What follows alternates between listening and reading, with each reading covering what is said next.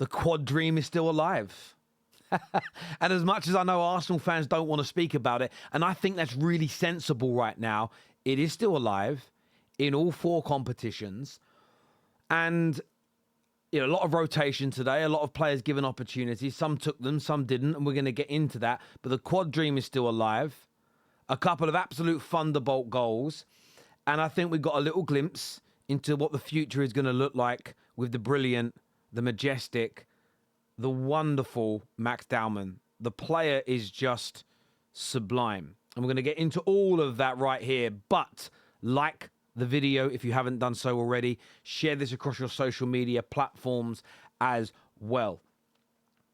Now, what I loved about this game, and this is a message, I mean, it's probably hard to do now because at all levels of English football, teams like to play with the ball on the ground. Football has evolved in England. Some will say for the better, some will say for the worse.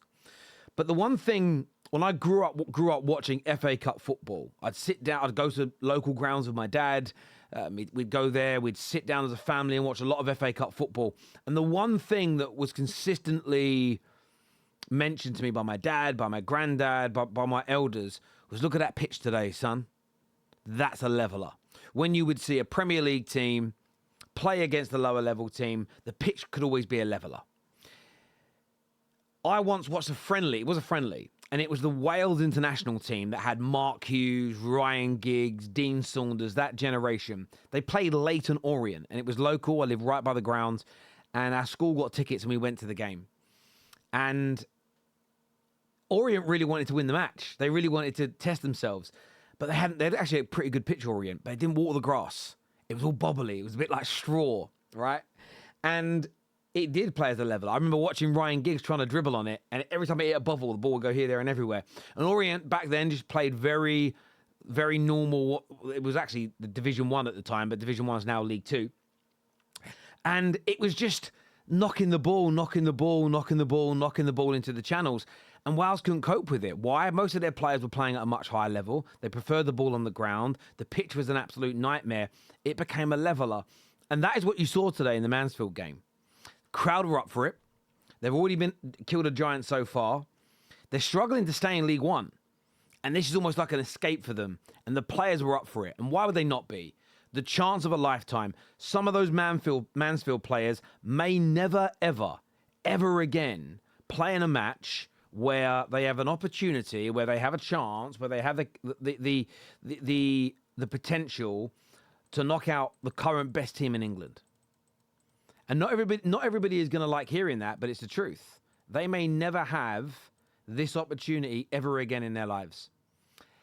And I love the fact that Mansfield left nothing on the table.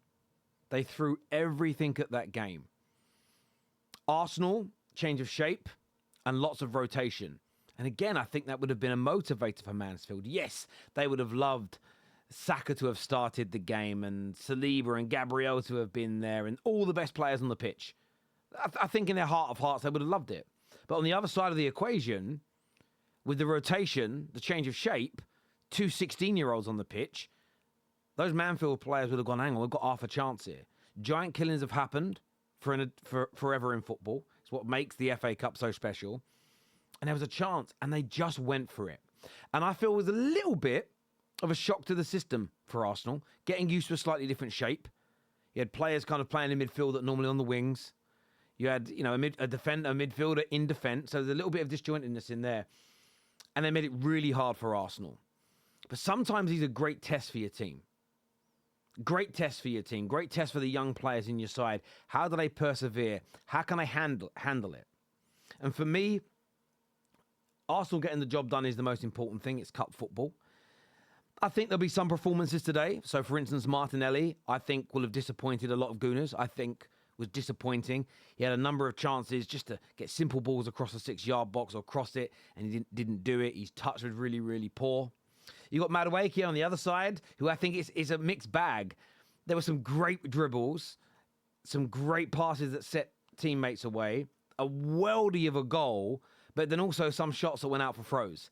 And you kind of get that with Noni Madueke. That being said, his 7th goal in an Arsenal shirt so far this season. And a little bit like Martinelli, he's kind of doing it in the cup competitions. And the reason why, and this is where I think the criticism can only go so far, is you're still in 4 competitions to win them, because when you have rotated and put in the Noni Maduekes, you put in the Martinellis, they've gone and delivered. And in fact, it's the first time Arsenal in 6 years have got to this stage at the FA Cup.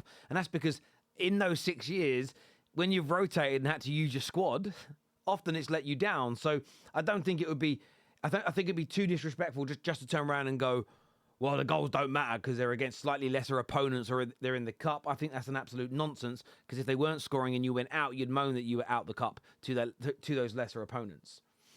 I felt that the star of the show today, and I want to speak on this young man because I think Arsenal have got a player that's so special in Dowman. Now, barring the goal today, and I can't believe he didn't score, and if you're going to be uber critical of a 16-year-old boy, he probably should take one of his 2 big chances. I also would be saying, don't cut that ball back to Gabriel Jesus. Open up your body and put it into the opposite corner.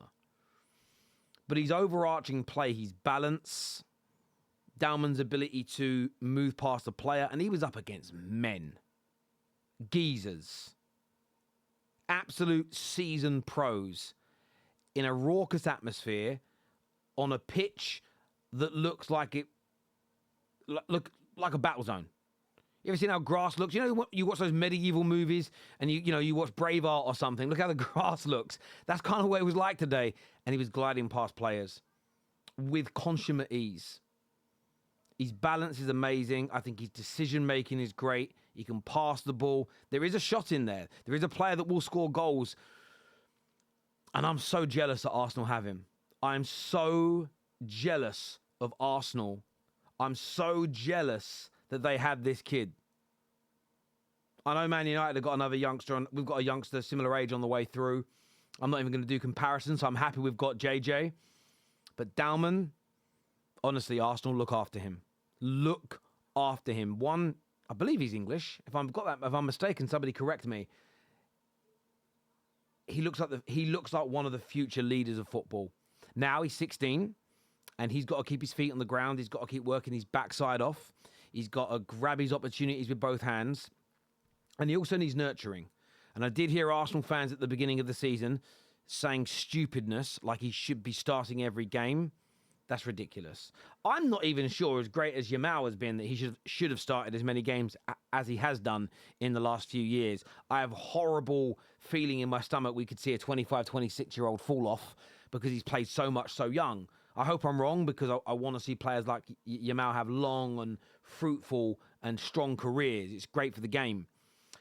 But Dowman is absolutely out of this world. He truly is. It was a pleasure to watch him play today. Arsenal have an absolute star on their hands.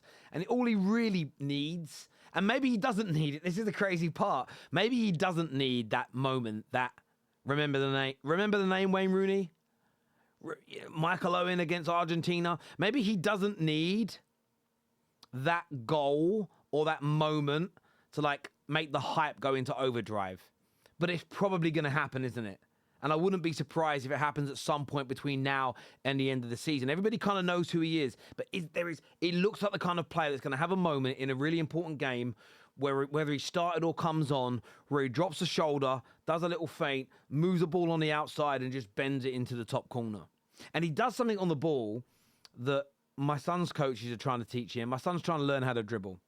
And 3 weeks ago, my son's dribbling, it was terrible. It was so bad. And I heard them coaching a kid, and then I took that advice home and was doing it with him. And I was making him dribble around the chair in the living room. But their words were, just touch the ball like it's an egg and you're scared to break it.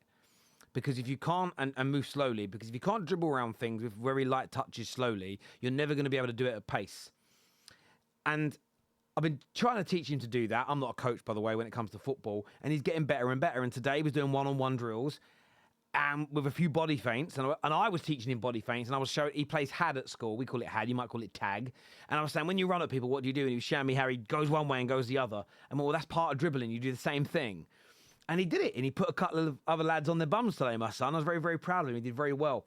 But Max Dowman, the reason I tell you that story is because Max Dowman, when you watch him touch the ball, it's like what those coaches were saying to my son. It's almost like he's not touching it. It's so light and so easy.